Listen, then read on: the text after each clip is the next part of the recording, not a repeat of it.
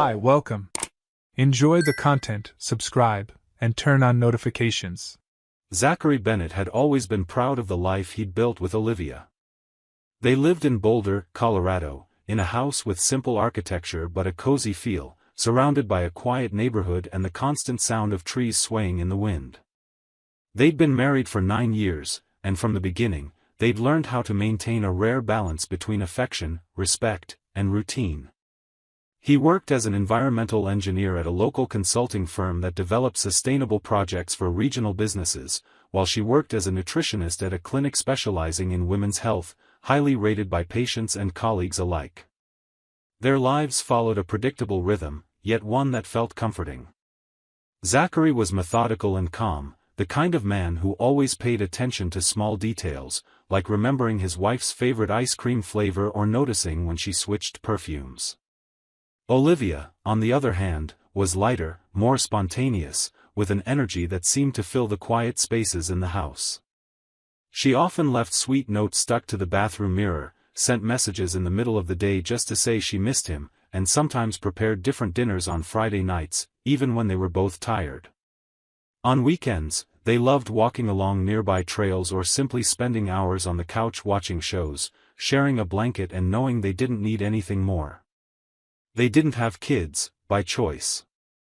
Both were comfortable with the life they had and the space they'd created for each other. When arguments happened, they were resolved through calm conversations, without yelling or slammed doors. Among their friends, they were seen as a model couple, the kind who seemed to have discovered the secret formula for living together. At year-end parties, Zachary's family always commented on how lucky he was to have found Olivia, and he agreed.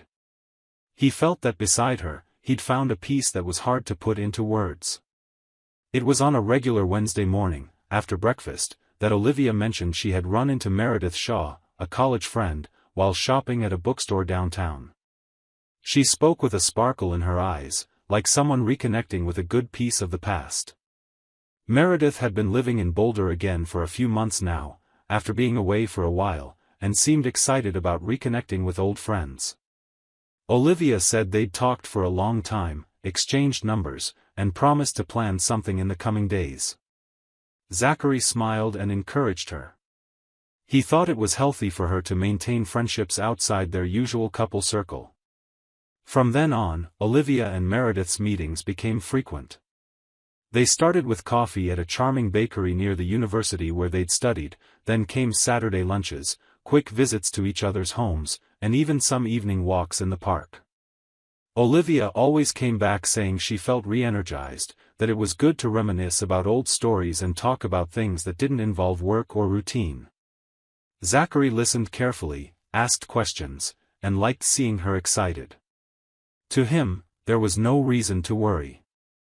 That friendship seemed like a harmless revival of a past chapter.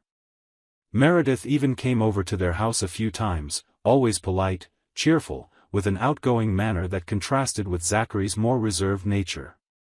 They chatted about trivial things, shared stories from college, laughed about memories that still felt alive. Zachary, though he didn't have much in common with her, remained courteous and respectful. He trusted Olivia completely and knew she valued honest relationships. It never crossed his mind that anything different could come from that reconnection. Time passed, and the frequency of their meetings increased. Olivia said she needed time to clear her head, that talking with Meredith was a way to step away from work demands and daily routine. Zachary understood and thought it was fair. He also enjoyed his own time alone, reading articles, working on personal projects, or just listening to music in the backyard.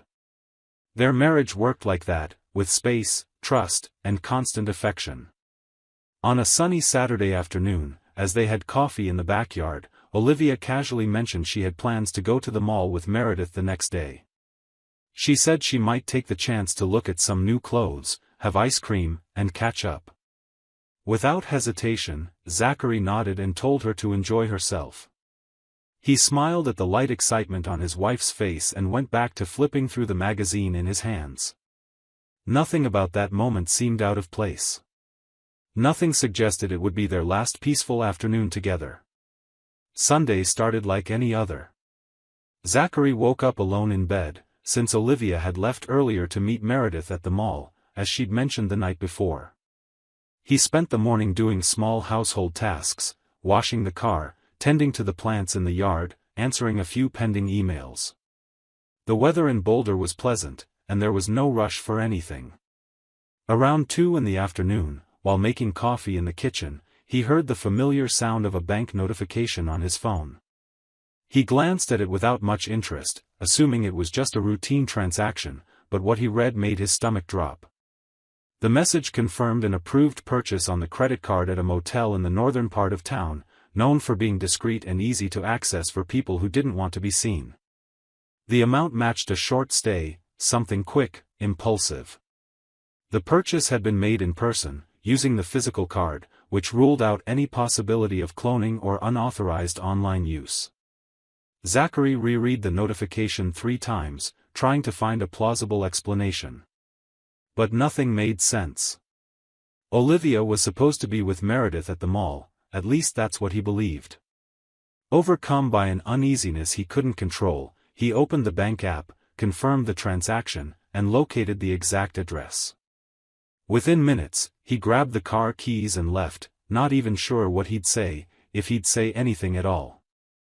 He drove there with a tight chest, a racing heart, and a growing sense that something was deeply wrong. As he approached, he immediately recognized Olivia's car parked in front of one of the rooms. The car was turned off, windows half open, and no sign of Meredith anywhere nearby. Zachary pulled back, parked on a side street, and watched from a distance. About 10 minutes passed before the room door opened. Olivia stepped out first, fixing her hair, glancing around with a slight look of hurry on her face. Behind her came a man of average height, dark-haired, with a relaxed expression. They walked close together, quietly laughing, like people who had just stepped out of an intimate moment. The image was clear, direct, unmistakable. There was no doubt about what had happened inside. On impulse, Zachary got out of his car and walked toward them. Olivia saw him before the man did and stopped walking suddenly. Her face lost color. Her wide eyes showed shock, and for a few seconds she stood frozen, unsure what to say. The man, confused, just watched the scene unfold. Zachary stopped a few feet away and asked in a controlled but firm voice what exactly was going on. Olivia hesitated, took a step forward, and asked almost in a whisper how he knew she was there. The question sounded more like desperation than denial.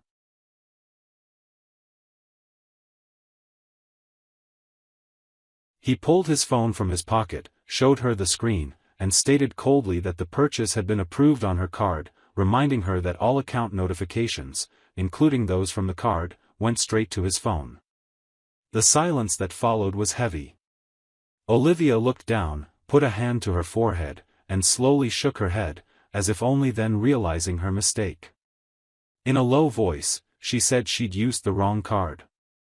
She hadn't meant to use that one. It was a tiny detail, but it turned into definitive proof. Zachary then turned to the man and asked who he was. Olivia answered before he could speak. She said his name was Graham Cole, that they had studied together in college, and that they'd reconnected by chance through Meredith. She added that things had happened quickly, that she herself still didn't know how to explain it. Graham, uncomfortable, tried to say something, but Zachary raised his hand, asking for silence. Calmly, but with eyes burning with anger, he told the man to leave immediately, before the situation got out of hand. Graham didn't argue. He turned quietly and hurried away toward the parking lot. Olivia stayed frozen, unsure what to do. She tried to approach, started saying it wasn't what it looked like, that it was a mistake, that she'd gotten confused, that she'd been feeling lonely and overwhelmed, and that things had happened impulsively. Zachary listened in silence for a few seconds, but there was no empathy, no hesitation. The pain was clear on his face, but it was a cold pain, with no room for pleas. He took a deep breath, looked her straight in the eyes, and said there was nothing left to continue. That it made no sense to search for explanations, because no justification could change what he had seen with his own eyes. He turned and walked away, leaving Olivia standing alone in the middle of the parking lot, surrounded by the weight of a choice she couldn't even explain to herself. Zachary drove back home in complete silence. Hands firmly on the wheel, eyes fixed on the road, but his mind caught in a whirlwind of disconnected thoughts. The image of Olivia leaving that room with Graham kept repeating like an endless loop. He tried to process everything, but it felt like there wasn't time for that. He needed to act, needed to get out, needed to preserve the little dignity he still felt he had. When he got home, he went straight to the bedroom.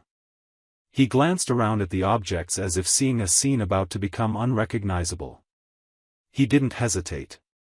He pulled a medium-sized suitcase from the closet, started folding clothes, separated documents, laptop, personal items, everything in a practical, objective way. There was no anger in his actions, just a cold practicality, like someone who knows that what once felt familiar is no longer home. He went downstairs, grabbed the car keys, and left a note on the kitchen table. It didn't explain anything. It just said he needed time and that he didn't know when he'd return. He walked out of the house without looking back. He checked into a small hotel downtown, one of those discreet places meant for traveling professionals. He asked for a room in the back, away from the noise, and spent the first night there in absolute silence. He didn't turn on the TV, didn't answer calls, didn't reply to messages. He lay in bed, eyes fixed on the ceiling, trying to understand how someone could betray so much trust without leaving any trace before the final mistake. He felt empty, as if something inside him had been suddenly torn away. The next morning, he woke up early and started looking for rental homes. He didn't want to return to the home where he'd been betrayed. He needed a new space, even if temporary. He visited a few simple properties, all small and far from the neighborhood where he'd lived with Olivia. He wanted distance, anonymity, walls that held no shared memories. On the third day, he found a modest but well-lit single-story house with a small front garden. The owner seemed understanding, and the contract was signed as quickly as possible. For days after the incident, Zachary contacted his lawyer. He explained the situation directly, without hesitation, and asked that divorce proceedings begin as soon as possible. He wanted everything handled legally and fairly, but without leaving room for reconciliation or uncertainty. He also requested an appraisal of the house so assets could be divided equitably. He said Olivia could stay there until the property sold, but afterward each would take their share.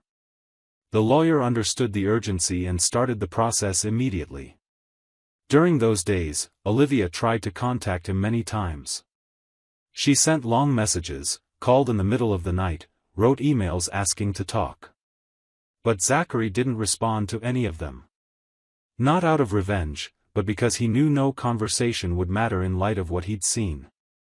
Trust had been shattered beyond repair, and anything she said would just sound like noise disconnected from reality. He chose silence as protection. On the sixth day, while organizing some documents at his new place, he received a social media message notification. It was from Graham. Seeing his name flashing on the screen made Zachary's blood run cold for a second. He opened the message. It was short, almost ashamed. Graham said he didn't expect forgiveness, but he needed to apologize. He admitted what he'd done was unforgivable, that he had no excuses, and that he deeply regretted crossing that line. He ended by saying he just wanted Zachary to know that. Zachary took a deep breath. He stared at the screen for a few seconds, then typed a quick, direct reply. He said forgiveness wasn't something Graham had the right to ask for. He said Graham shouldn't have sent that message at all, and that from that moment on, the least he expected was never to hear from him again. He ended with a single sentence, "Make sure you never cross my path again." He sent the reply, blocked the contact, and set the phone down on the table, like someone closing a door that would never open again. At that moment, Zachary didn't feel relief or satisfaction. He only felt the weight of reality, and the certainty that his life was now on a completely different path. He didn't know what tomorrow would bring, but he already understood that yesterday, definitively, was gone. The passing days brought an uncomfortable silence to every side of the story. Zachary was now settled in his new home, still adjusting to the empty space, the lack of familiar references, and the constant sound of his own breathing filling the rooms. Boxes were still stacked in the living room, pictures leaning against walls with no clear destination, but none of it bothered him. It was temporary chaos, but honest, very different from the false order that had existed in the house he shared with Olivia. One morning, while eating at a cafe near work, he saw Meredith Shaw walk in. She recognized him immediately and, hesitantly, approached his table. Zachary looked up from his newspaper and met her gaze with neutrality. Meredith asked if she could sit, and he nodded slightly. They sat in silence for a few seconds until she began speaking, visibly nervous, like someone carrying a burden that wasn't theirs but felt compelled to clarify. She said she only found out about what happened between Olivia and Graham 2 days after it occurred, when Olivia called her crying to confess. She said she was shocked, had no idea the two had reconnected outside their friendship, let alone that they'd gotten involved. She emphasized that her friendship with Olivia had always been genuine, based on college memories, and that she never meant to serve as a bridge for a romantic reunion or any kind of connection with Graham. Zachary listened in silence, taking small sips of his now cool coffee. He didn't interrupt or argue, just listened. Meredith spoke about how she also felt betrayed, used as an excuse, as an alibi, by someone she trusted. She said she wasn't complicit in anything and that if she'd seen any sign, she would have warned him or taken action. Her voice trembled at times, but her gaze remained steady. She was there because she needed to clear her name of something that wasn't hers to carry, because she felt dragged into a story she never wanted to be part of. When Meredith finished, Zachary stayed silent for a few more seconds, then nodded and thanked her for the conversation. He said he believed her, that he understood she wasn't to blame, but that it still hurt all the same. Meredith respected his boundaries. She stood up with a sigh and wished him strength for what lay ahead. He only replied with a nearly whispered, "Thank you," and she walked away without looking back. The conversation had been necessary, but it didn't fix what was already broken. Meanwhile, Olivia remained in the couple's old house, now empty, silent, filled with memories that crushed her every day. She moved through the rooms like a stranger, feeling that everything around her belonged to a life she had destroyed with her own hands. In the first days, she kept trying messages and calls, but Zachary's silence was enough to stop her. As weeks passed, she realized there was no room for reconciliation. More than that, she began to grasp the true extent of what she had lost. People around her also started pulling away. Some friends stopped replying, others kept their conversations cold. Her family, while not judging her directly, couldn't hide their disappointment. Her father, a traditional man with a sharp tongue, said outright he didn't understand her choices. Her mother tried to comfort her, but always with a tired look, as if she didn't know how to help anymore. Neighbors began avoiding her, and Olivia started leaving the house less and less, afraid of stares, whispers, and the growing shame that piled up like dust in the corners of the rooms. It was in this suffocating environment that she began considering something she'd never thought possible. Maybe the best thing was to leave. There was no reason left to stay in Boulder. The city had become a minefield of memories, judgments, and losses.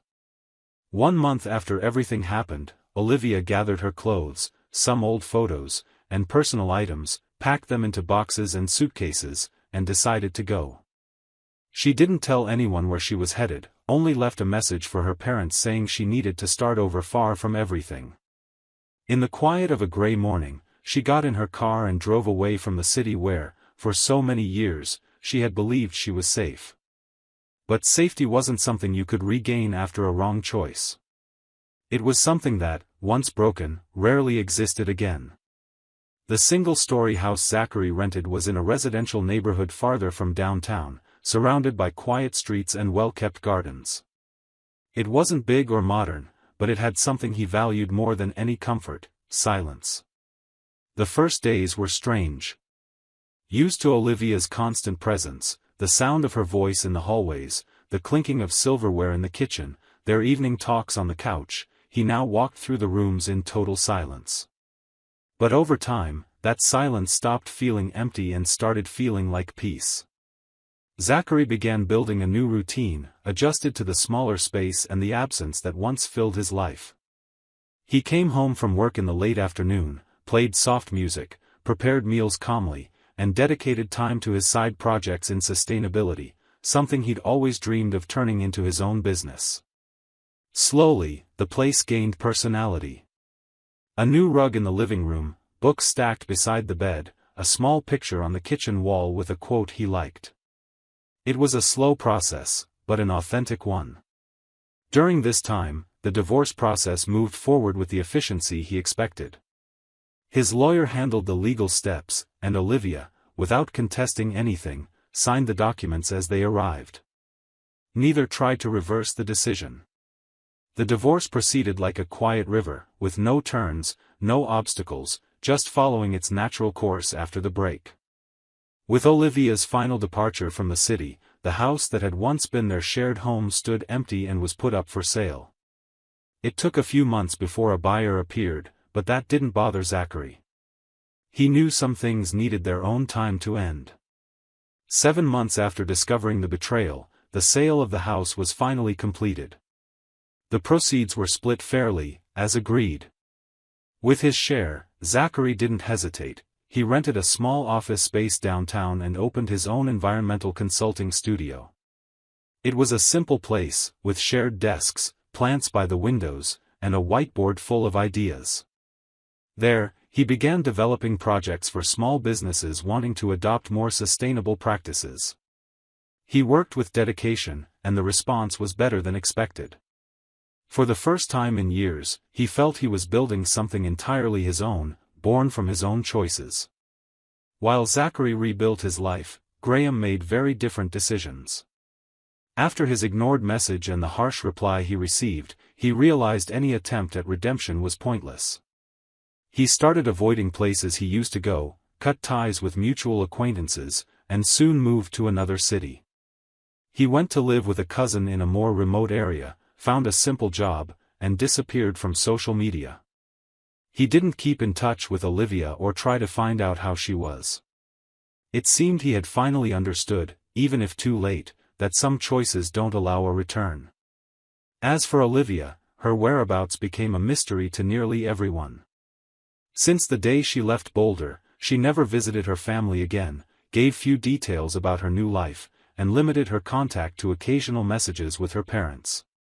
No one knew exactly where she was, only that she'd temporarily settled in another city and avoided any exposure. She lived a quiet life, marked by silent regrets and a constant attempt at a fresh start that always seemed to stall. The emptiness left by her impulsive decision ran deeper than she imagined, and time, though necessary, still didn't seem enough to heal. Zachary, on the other hand, continued his life with calm. He still didn't talk much about what had happened, nor did he try to explain to others why he'd changed. He just lived one day at a time. His new house already felt like a home, and the studio was beginning to gain recognition. Sometimes, he still remembered what was lost, but without pain, just with the awareness that certain truths, once revealed, change everything forever. And that, no matter how much the past hurts, the future can be rebuilt, as long as you're willing to start over. And he was. Thank you for watching the video. If you enjoyed it, don't forget to subscribe to the channel and turn on notifications so you won't miss any updates. See you next time.